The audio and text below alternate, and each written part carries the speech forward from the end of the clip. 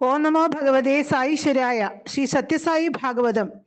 സായി ഗീതാപ്രവാഹം. ഇതിനോടനുബന്ധിച്ച് സ്മരിക്കാവുന്ന ജ്ഞാനോപദേശ ലീലയായിരുന്നു ഒരിക്കൽ ഗീതോപദേശ രൂപത്തിൽ ശ്രദ്ധയിൽ അരങ്ങേറിയത്. മസ്ജിദിൽ സായിനാഥന്റെ തൃപ്പാദം തലോടുകയാണ് പരമഭക്തനായ നാനാ സാഹേബ് ചന്ദോർക്കർ. അതിനിടയിൽ അദ്ദേഹം ചുണ്ടനക്കുന്നുമുണ്ട്.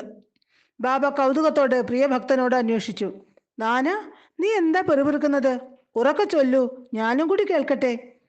നാന ഗീതയിലെ ഒരു ശ്ലോകം ചൊല്ലി. തദ്വിധി പ്രണിപാതേന പരിപ്രശ്നേന സേവയാ ഉപദേശ്യന്തി തേ ജ്ഞാനം ജ്ഞാനിന തത്വദർശിന. ഭഗവത്ഗീത 4-ാം അധ്യായം 34-ാം ശ്ലോകം. അതിന്റെ അർത്ഥം എന്തെന്ന് സായിനാഥ് ചോദിച്ചു. നാന ആ ശ്ലോകത്തിന്റെ പൊതുവായ ഒരു അർത്ഥം പറഞ്ഞു. കാരണം സായിക്ക് സംസ്കൃതമോ ഗീതയോ അറിയില്ലല്ലോ എന്ന് അദ്ദേഹം കരുതി. ബാബ പറഞ്ഞു, എനിക്ക് ആ ശ്ലോകം പദം മുറിച്ച് അന്വയിച്ച് അർത്ഥം കേൾക്കണം. ഇത് കേട്ട് വല്ലാതായ നാന പറഞ്ഞു, ആരാണോ ഗുരുവിനെ ആശ്രയിച്ച് സേവിച്ച് ആത്മജ്ഞാനത്തിനായി ഗുരുവിനോട് സംശയങ്ങൾ ചോദിക്കുന്നത്, അവർക്ക് ഗുരു ജ്ഞാനം ഉപദേശിക്കും. പക്ഷേ സായിനാഥൻ ആ അർത്ഥം പൂർണ്ണമായി സ്വീകരിച്ചില്ല. ആദിശങ്കരനും ആനന്ദഗിരിയും ശ്രീധരരും ഇത്തരത്തിലാണ് അർത്ഥം പറഞ്ഞിട്ടുള്ളതെന്ന് നാന പറഞ്ഞു. നാന, ആ മഹത്തുക്കൾ പറഞ്ഞതിരിക്കട്ടെ, നീ പറഞ്ഞ അർത്ഥം ഏതാണ്ട് ശരിയായി.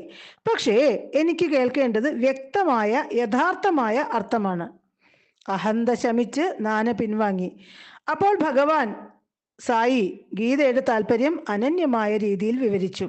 നാന, നീ പറഞ്ഞത് സത്യം അറിഞ്ഞ ജ്ഞാനികൾ നിനക്ക് ആ ജ്ഞാനം ഉപദേശിക്കുമെന്നല്ലേ? ശ്ലോകത്തിൽ ജ്ഞാനം എന്ന് പദം മുറിക്കാതെ അജ്ഞാനം എന്ന് പദം മുറിക്കുക. അപ്പോൾ യഥാർത്ഥ അർത്ഥം കിട്ടും. അതായത് ജ്ഞാനികൾ നിനക്ക് അജ്ഞാനം എന്തെന്ന് ഉപദേശിച്ചു തരും. ബാബയുടെ അനർഗളമായ വാഗ്ധോരണി കേട്ട് നാന വിസ്മയഭരിതനായി. സർവജ്ഞനായ സായിശ്വരൻ തുടർന്നു, ജ്ഞാനം എന്താണെന്ന് ഒരുവനും ഒരു കാലത്തും വിവരിക്കാനാവില്ല. അത് വാക്കുകൾക്ക് അതീതമാണ്. പക്ഷേ അജ്ഞാനമാകട്ടെ വാക്കുകൾക്ക് വിധേയവുമാണ്. ജ്ഞാനം എല്ലാവരിലുമുണ്ട്, പക്ഷേ അതിനെ അജ്ഞാനം വന്നു മൂടിയിരിക്കുന്നു. ഗർഭസ്ഥ ശിശുവിനെ മറുവിള്ള വലയം ചെയ്ത് കിടക്കും പോലെ, കണ്ണാടിയിൽ അഴുക്ക് പുരണ്ട് അതിൻ്റെ തിളക്കം നഷ്ടപ്പെടുത്തിയ പോലെ, ചാരം പൊതിഞ്ഞ് കനൽ മറഞ്ഞു കിടക്കും പോലെ അജ്ഞാനം കൊണ്ട് ജ്ഞാനം മൂടപ്പെട്ട് കിടക്കുന്നു. മറ്റൊരു ഉദാഹരണം പറയാം. വെള്ളത്തിൽ പായൽ മൂടിക്കിടക്കുന്നത് കണ്ടിട്ടില്ലേ? പായൽ മാറ്റുന്ന വിവേകിക്ക് ജലം ലഭിക്കും. അതുപോലെ അജ്ഞാനം അകറ്റിയാൽ ജ്ഞാനം ലഭിക്കും. സൂര്യനെയും ചന്ദ്രനെയും ഗ്രഹണം ബാധിക്കുന്നത് കാണാം. പക്ഷേ ഗ്രഹണം ഉണ്ടായതുകൊണ്ട് ചന്ദ്രനോ സൂര്യനോ എന്തെങ്കിലും കുഴപ്പമോ കുറവോ ഉണ്ടായോ? അത് പണ്ട് പോലെ തന്നെ ഇപ്പോഴും. അതുപോലെ അജ്ഞാനം വന്ന് മൂടിയാലും ജ്ഞാനത്തിന് ഒന്നും സംഭവിക്കുന്നില്ല. ജീവിതത്തിലെ സമസ്ത ദുഃഖങ്ങൾക്കും കാരണം അജ്ഞാനമാണ്. ഗുരുകൃപയാൽ ജ്ഞാനം വെളിപ്പെടുമ്പോൾ എല്ലാ ക്ലേശങ്ങളും അകലും. ഈശ്വരനും ഭക്തനും രണ്ടെന്ന് നനയ്ക്കുന്നതും അജ്ഞാനം കൊണ്ട് തന്നെ. ഇരുട്ടിൽ കയറ് കണ്ടാൽ പാമ്പ് എന്ന് തോന്നും. വെളിച്ചം വരുമ്പോൾ അത് കയറ് തന്നെയെന്ന് അറിയുന്നു. അതുവരെ ഉണ്ടായിരുന്ന പാമ്പ് മറിയുകയും ചെയ്യും. ഇല്ലാത്തത് ഉണ്ടെന്ന് തോന്നിപ്പിച്ചതാണ് അജ്ഞാനം അല്ലെങ്കിൽ മായ. ഈ മായയെ അകറ്റാൻ വേണ്ടത് ഈശ്വരഭക്തിയാണ്.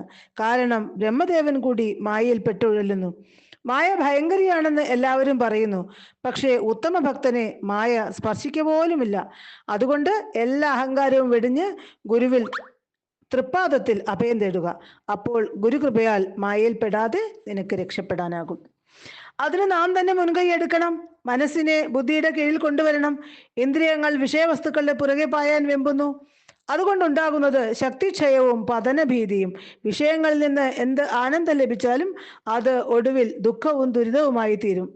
വേടന്റെ പാട്ടിൽ മയങ്ങി നിന്നതുകൊണ്ടാണ് മാൻ അസ്ത്രത്തിന് ലക്ഷ്യമായത്. പിടിയാനയുടെ സാമീപ്യം കൊതിച്ച് മുന്നോട്ട് പോയത് കൊണ്ടാണ് കാട്ടിലെ കൊമ്പൻ വാരിക്കുഴിയിൽ വീണത്. അഗ്നിയുടെ രൂപം കണ്ട് മോഹിച്ച് സ്വന്തമാക്കാൻ പറന്നു വന്ന നിശാശലഭത്തിന് എന്താണ് സംഭവിച്ചത്? അത് കത്തിച്ചാമ്പലായി. സുഗന്ധത്തോടുള്ള ആസക്തി മൂലം വണ്ട് താമരയൊരുക്കിയ കെണിയിൽ വീണു. നാവിന്റെ രുചി നിയന്ത്രിക്കാനാവാതെ മത്സ്യം ചൂണ്ടയിൽ കോർത്ത ഇര വെട്ടി വിഴുങ്ങി. ഫലമോ? ഇതാണ് ഇന്ദ്രിയങ്ങളുടെ പിറകെ പോയാലത്തെ ഗതി. പക്ഷിമൃഗാദികളിൽ ഓരോ ഇന്ദ്രിയങ്ങളെ ശക്തമായിട്ടുള്ളൂ. മനുഷ്യനിലാകട്ടെ 5 ഇന്ദ്രിയങ്ങളും പ്രബലം. ഇവയുടെ പിടിയിൽപ്പെട്ടാൽ പിന്നത്തെ കഥ എന്തു പറയാൻ? വിഷയങ്ങളുടെ കൊടുക്കിൽ നിന്ന് ഇന്ദ്രിയങ്ങളെ രക്ഷിക്കാൻ ഒരു മാർഗമുണ്ട്. ഹൃദയത്തിൽ ശ്രീഗുരുവിനെ ധ്യാനിക്കുക. കാതുകൾ ഭഗവത് ചരിതം കേൾക്കട്ടെ, മനസ്സ് ഹരിരൂപം കാണട്ടെ, നാവിൽ ഹരിനാമം നൃത്തമാടട്ടെ, ശ്രീഹരിപാദങ്ങളിൽ അർപ്പിക്കപ്പെട്ട പുഷ്പത്തിന്റെ ഗന്ധം നാസിക സ്വീകരിക്കട്ടെ, മിഴികൾ ഭഗവത് രൂപം കണ്ട് ആനന്ദിക്കട്ടെ, പാണികൾ ശ്രീഹരിയെ കൂപ്പാനായി കൂമ്പട്ടെ, പാദങ്ങൾ ഭഗവത് പ്രദർശനത്തിനായി നീങ്ങട്ടെ. ഇങ്ങനെ പഞ്ചേന്ദ്രിയങ്ങളും ഭഗവാന് അഭിമുഖമായി തീരുമ്പോൾ അജ്ഞാനം അകലും. പിന്നെ ശേഷിക്കുന്നത് ശുദ്ധജ്ഞാനം മാത്രം.